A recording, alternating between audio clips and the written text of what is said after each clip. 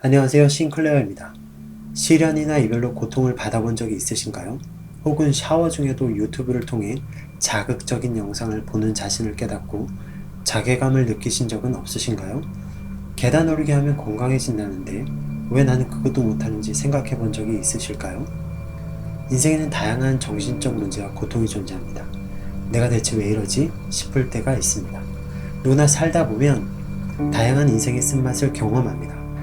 오늘은 인간이 정신적, 감정적으로 겪는 고통에 대해 쾌락으로 극복하는 원리를 알아보려고 합니다. 아니, 고통을 쾌락으로 승화시킬 수 있다고요? 네, 가능합니다. 스탠퍼드 대학교 의과대학 애나 램키 교수에 의하면 뇌의 보상회로가 고통과 쾌락의 경험을 조절하는 핵심적인 역할을 한다는 것을 발견했습니다. 보상회로는 음식, 운동, 학습, 예술, 인간관계, 도전, 성관계, 마약 등과 같은 보상적인 경험을 통해 활성화된다고 합니다. 이 회로가 활성화되면 도파민과 같은 신경 전달 물질이 분비되어 쾌락을 느끼게 됩니다. 쾌락과 고통은 뇌의 보상회로라는 같은 영역에서 처리됩니다. 이것이 갖는 의미는 쾌락과 고통이 서로 반대되는 감정이지만 같은 원리로 작동한다는 것을 의미합니다. 즉, 쾌락을 추구하는 행동은 고통을 유발할 수 있고 고통을 회피하는 행동은 쾌락을 유발할 수 있다는 것이죠.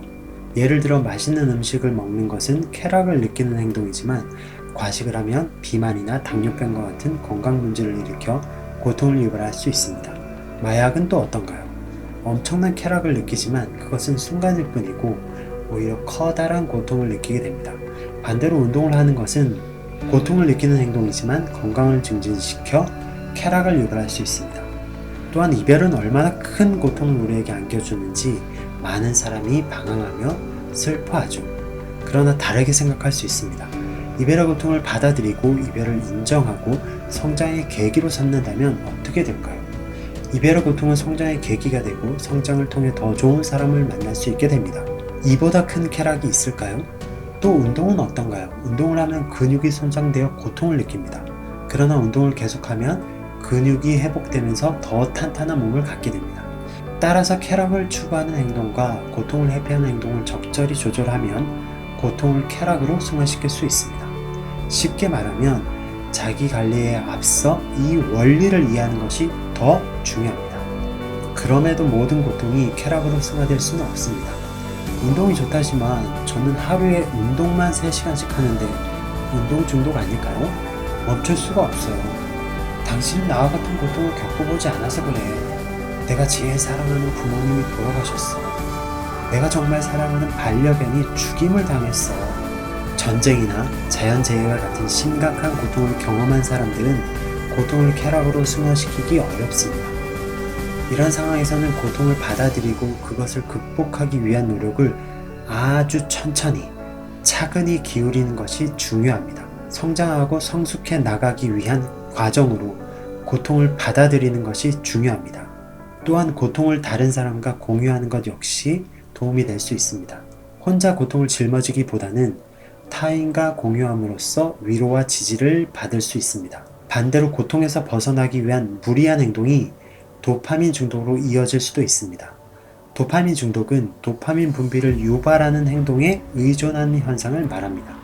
대표적으로 마약 중독이 있고 일상에서 쉽게 접하는 자극적인 영상이나 SNS 등도 뇌를 도파민에 절여지게 만들어 스마트폰 중독을 일으킬 수도 있습니다.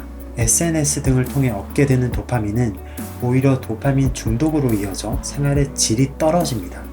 하지만 책이나 운동 등을 통해 감내하며 얻은 도파민은 더 큰 만족감과 성취감을 얻게 만듭니다.